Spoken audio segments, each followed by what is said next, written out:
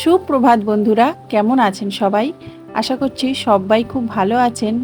নতুন আরও একটি ব্লগে আপনাদের অনেক অনেক স্বাগত জানাচ্ছি। আজ শুক্রবার, 13ই ভাদ্র, 30শে আগস্ট। তো এখন বাজে সকাল 7টা। শুক্রবার করে তো সৌম্যর টিউশনি পড়া থাকে, সেই জন্য ও বার হয়েছে টিউশনি পড়তে। আর আমি সাথে সাথে যাচ্ছি, কারণ আমি একটু হাঁটাহাঁটি করব, আর তার সাথে সাথে কিছু গাছপালা দরকার, সেগুলোই আনবো। তো বন্ধুরা, সকাল থেকেই ভিডিও স্টার্ট করেছি, আশা করছি আপনাদের খুব ভালো লাগবে। পুরো ভিডিওটা স্কিপ না করে কিন্তু অবশ্যই দেখবেন।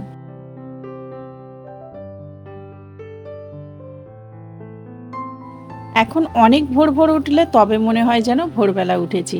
আর দেখুন, 6টা বা 7টার দিকে উঠলে মনে হয় যেন কত বেলা হয়ে গেছে।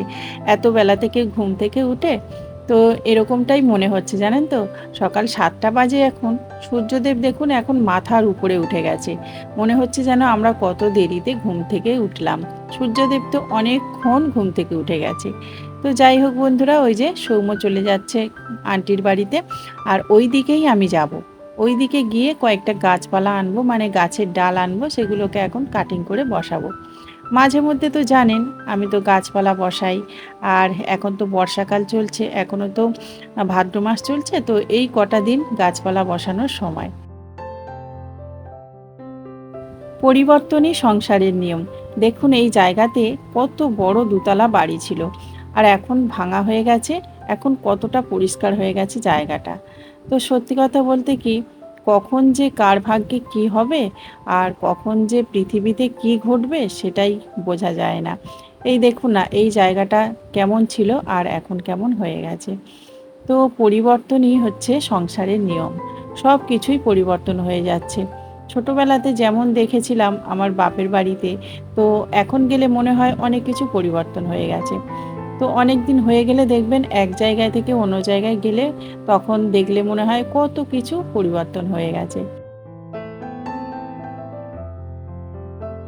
রাতেই মোটামুটি অনেকটা কাজ আমি গুছিয়ে রেখেছিলাম, তবে বাসনগুলো মাজা হয়েছিল না।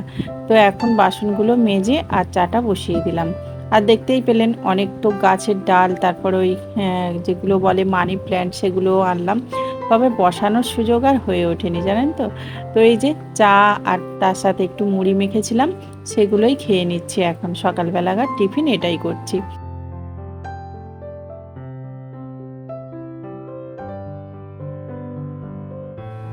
বাড়িতে সবাই মিলে একসাথে কিন্তু টিফিন করার মজাটাই আলাদা। তো একটা বাটিতে করে মুড়ি মেখেছিলাম, সবাই মিলে সেটাই খেয়ে নিলাম। আর তারপরে আমি এখানে চাপিয়ে দিয়েছি ভাত, কারণ সৌভিক কলেজে চলে যাবে আর সৌম্য চলে যাবে স্কুলে। তো সেই জন্য ওদের জন্য সিদ্ধ ভাত বানালাম। আর ওরা সিদ্ধ ভাত খেয়ে যেতে খুবই ভালোবাসে, মানে ওই ফেনা ফেনা ভাতটা হলে আরও ভালোবাসে। তো আমি একটু ডিম সিদ্ধ আর আলু সিদ্ধ দিয়ে দিয়েছিলাম, আর গরম গরম ভাত, সেই জন্য ওরা মাখতে পারবে না বলে আমি একটু মাখিয়ে দিচ্ছিলাম। তো ওই দেখুন, আর একজন মাথা আঁচড়ানো হয়নি, তো বসে গেছে ডিম ছাড়াতে। বলছে, মা আমাকে একটা ডিম দাও, আমি ছাড়িয়ে দিচ্ছি। সকালবেলার যে মানি প্ল্যান্টগুলো এনেছি, তো সেগুলো বসাবো ভেবেছিলাম, কিন্তু এতটা রোদ্দুর বার হয়েছে না, আর এই রোদ্দুরে বসে বসে কাজ করা যাবে না, সেই জন্য ভাবলাম বিকালে বসাবো।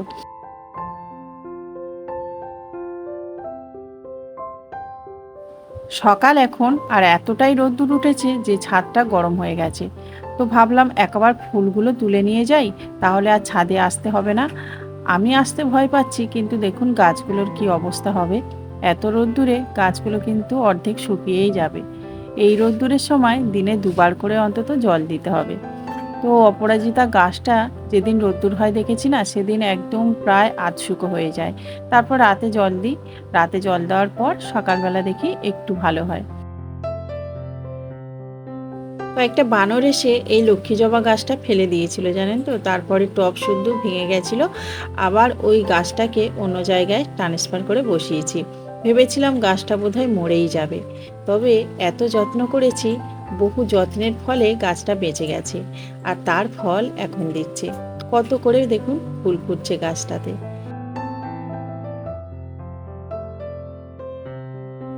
প্রচণ্ড গরম হচ্ছে, জানেন তো। একটু কাজ করছি আর প্রচুর পরিমাণে ঘেমে যাচ্ছি। তো এই যে দেখুন, এত রোদ্দুর, তার মধ্যে ছাতা তো নিতেই হবে। সেই জন্য ছাতাটা নিয়ে আর বের হয়েছি। আর বাজারে এসে প্রথমে চলে এসেছি ইলিশ মাছ যেখানে আছে সেইখানটাতে। আর কত করে দাম বলছে জানেন, 1000 টাকা কেজি, কোনোটা 600 টাকা কেজি, এরকম দাম। অথচ খুব ছোট্ট ছোট্ট কিন্তু ইলিশ মাছ, অতটা বড় বড় ইলিশ মাছ নয়। তো আজকের তো খাওয়ার ইচ্ছা হচ্ছে, তাই নিতেই হবে। তবে এই সাইজের ইলিশ মাছটা বলছিল 350 করে। তো জানি না ভালো হবে কি না, দেখে তো মনে হচ্ছে ভালো, তাই আমি এখান থেকে কয়েকটা ইলিশ মাছ কিনে নিয়েছি। আর আজকের একটু লোটে মাছ নেব, যেটাকে আমরা বলি নিহিরে মাছ। লোটে মাছ বা নিহিরে মাছ খেতে দারুণ লাগে। আর আমার 2 ছেলে তো এই মাছের একটা তরকারি হলে আর ওদের কিচ্ছু লাগে না। আজকের ইলিশ মাছও কেনা হলো, লোটে মাছও কেনা হলো, আর তার সাথে সাথে একটু চিংড়ি মাছ নিয়েছি। ভাবলাম যে কচুর ডাগাটা দিয়ে আর তারপরে চিংড়ি মাছ আর ওই ইলিশ মাছের মাথা দিয়ে করব। তো ওই যে দেখুন সৌভিক চলে যাচ্ছে এখন কলেজে, এখন বাড়িতে গিয়ে তারপর রান্না বান্না করব। আর ওরা তো সিদ্ধ ভাত খেয়ে যাচ্ছে, এসে কিন্তু ওরা ওই মাছের ঝোল বা আর যা কিছু করব সেগুলো দিয়েই খাওয়া দাওয়া করবে। আর এই দেখুন রাস্তার ধারে একটা পুচকি আমার সাথে ডেকে ডেকে কথা বলছিল, সেই জন্য ওর সাথে একটু কথা বলছি। শীতের সময় যেন একটুও কারেন্ট যায় না, তবে গরমের সময় দেখবেন বারে বারে কারেন্ট চলে যায়। তো আমাদের এখানে না প্রচুর পরিমাণে কারেন্ট যাচ্ছে। তো সেই জন্য ভাবলাম যে বাইরের দিকটাতে এসে মাছগুলো কাটাকাটি করে নিই। আর যেই মাত্র আমি কাটতে বসলাম মাছগুলো, অমনি দেখুন মেনিগুলো চলে আসবে। আর এসেই এখন মেউ মেউ করতে থাকবে, যতক্ষণ না আমি ওদেরকে একটু খেতে দেব ততক্ষণ ওরা চুপচাপ এরকমভাবে বসে থাকবে। তো কী আর করা যাবে, এই যে মাছ কাটতে কাটতে 2-1টা ওই যে নিহিরে মাছের যে আঁশগুলো হয় বা ওই যে গালগুলো হয়, মাথাগুলো হয়, সেগুলোই আমি দিয়ে দিচ্ছিলাম। আর ওরা বেশ মজা করে খাচ্ছিল।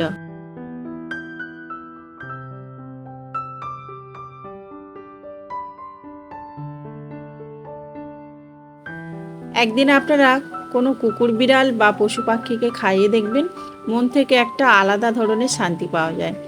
তো আমি তো সকালবেলা করে পাখি খাওয়া দিই, আর ওরা যখন এসে কিচিরমিচির রব করে খায় তখনও সেটা দেখতে ভালো লাগে। আর এই যে বিড়ালগুলো যখন খেতে দিলাম তখন যেভাবে খাচ্ছিল সেটা দেখেও বেশ ভালো লাগছিল।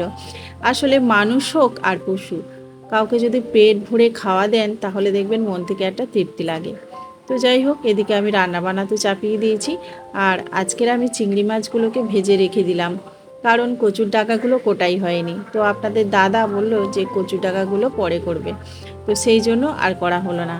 করলাম নিহিরে মাছের তরকারি, আর তার সাথে সাথে ইলিশ মাছটা সর্ষে বাটা দিয়ে করলাম।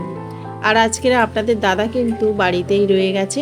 তো বাড়িতে তো আপনারা জানেন কাজ হচ্ছে, মিস্ত্রি দাদারা আছে, তো ওদের সাথে সাথে একটু থাকে। আগে যখন ইলিশ মাছ রান্না করতাম না, তখন গন্ধে একদম করতো। আর এখনকার ইলিশগুলো না রান্না করলেও যেন সেন্ট পাই না। তো আগে কারোর বাড়ি যখন ইলিশ মাছ রান্না হতো তখন পাড়া শুদ্ধ লোক বুঝতে পারতো যে এদের বাড়িতে আজকের ইলিশ মাছ রান্না হচ্ছে। আর এই ইলিশ মাছের তেল মেখে ভাত খেতে এত ভালো লাগে কি বলবো। কিন্তু এখনকার ইলিশ মাছের কোনো টেস্ট নেই।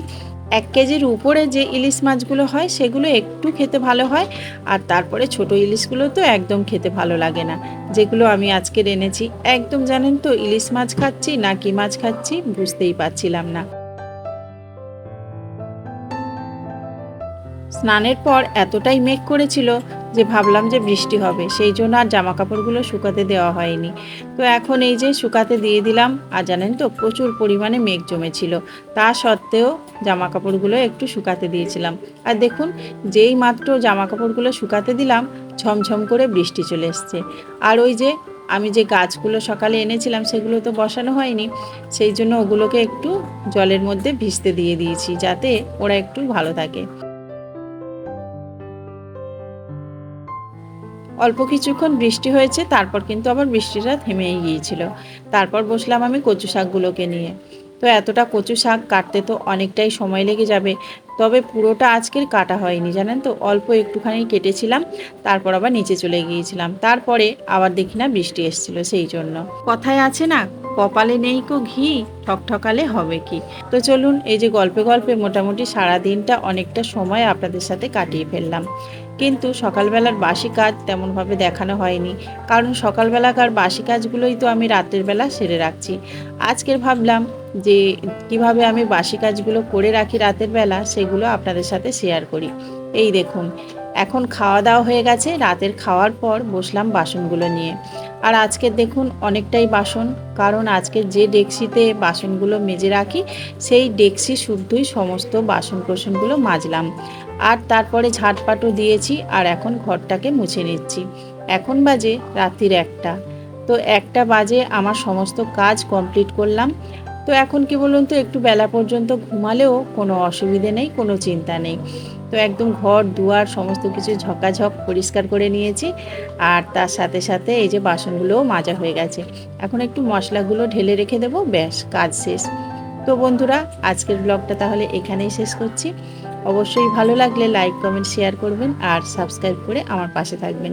সবাই খুব ভালো থাকবেন, সুস্থ থাকবেন আর সব বাইকে ভালো রাখবেন। দেখা হবে পরবর্তী একটা ব্লগে। ততক্ষণ আপনারা খুব ভালো থাকুন, সুস্থ থাকুন। নমস্কার।